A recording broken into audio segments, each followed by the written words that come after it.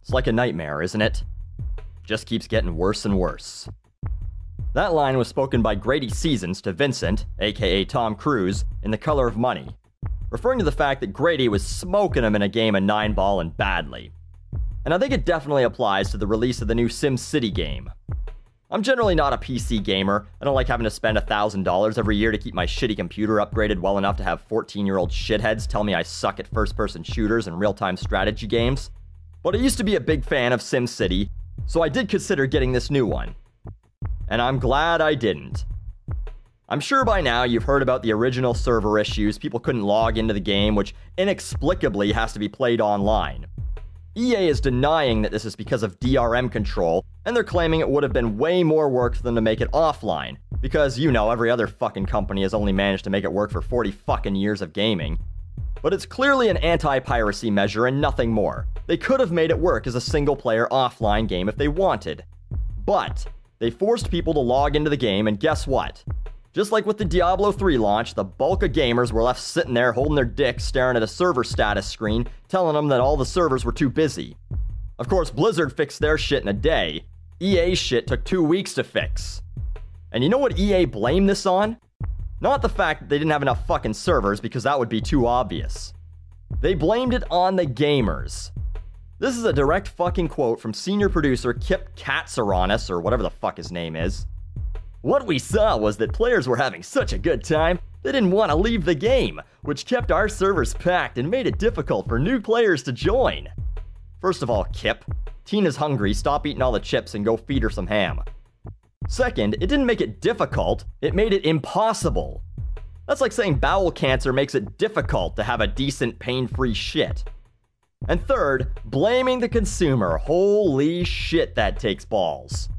The game is too fun, and the few hundred people who can log on out of the hundreds of thousands of people that bought the game aren't disconnecting, so it's their fault you can't play the game, not ours. If you're gonna make a shitty game where you must be connected to the internet, you better make sure your servers can handle everyone at once. If not, you failed miserably. If I pay $60 for a video game, I should never have to wait. My wait time should be as long as it takes for the game to load. That's all. So, the game was released on March 5th. By March 15th, they finally had that part solved. Mostly. Here's a picture I took around 2 p.m. on Friday of their server status, so as long as you weren't a Colombian drug lord or a penguin, you could play SimCity. Great. Problem solved. Case closed, right? Well, not really, because later that day, around 7 p.m., I saw that you can only log into some servers if you had already started there. If you were new to that server, you couldn't. Yeah, they got that really sorted out. So as the nightmare gets worse and worse, let's talk about EA's return policy, because EA's return policy is that there are no returns. If you purchased a product and it didn't work, you should expect that you can take it back or have your money refunded if you're not getting the service, correct? Well, not only did EA tell people that they wouldn't refund anyone's money, they also told people that if they went through their bank or credit card to get a refund, their Origin account, needed to access the game, would be banned. See, when you feel that you've been wrongfully charged, say for merchandise you never received or a service that never took place, you can ask for your credit card company to refund that money. If you hire people to renovate your home and you give them your credit card and they charge you for work and then never show up to actually do the renovations, you can dispute the charges through your credit card and get your money back. Same thing should apply here though, right? EA has not delivered a product you've paid $60, maybe more for if you've bought the deluxe edition, so you're entitled to a refund. But not only are you not, according to EA, but if you do try and get your money back, you'll be banned from your Origin account, which means any other games that you purchase through EA that you have to log in to use, too fucking bad. Those are gone too. I can understand if they block you from using SimCity, of course they should. Now you've got your money back so you don't get to use the product for free, which you couldn't use anyway when you paid for it.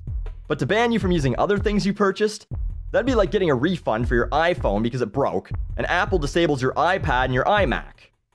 So that's the worst part, right? No, because EA also banned people who didn't ask for refunds.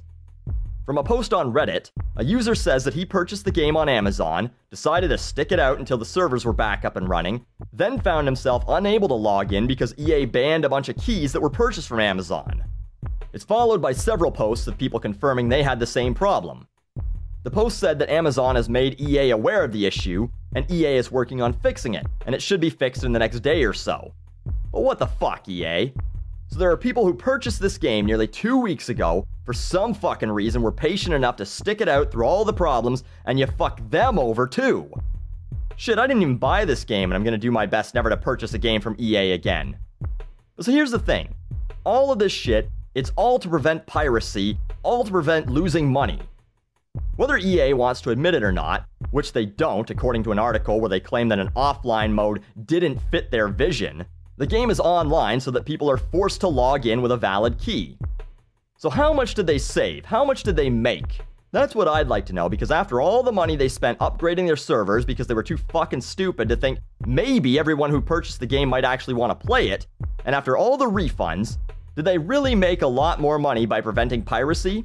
And they didn't prevent it anyway. Some modder already figured out a way to play SimCity offline. You just can't save, and I'm sure another modder will figure that part out if they haven't already.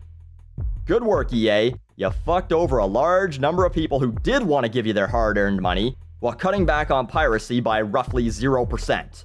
I already have a policy to never purchase a video game that forces you to be online, and I might as well add never purchase a game created or published by EA to that list as well. Bravo, shit for brains. Bravo. Maybe for an encore, you can come by and fuck everyone's mothers with an old Madden cartridge.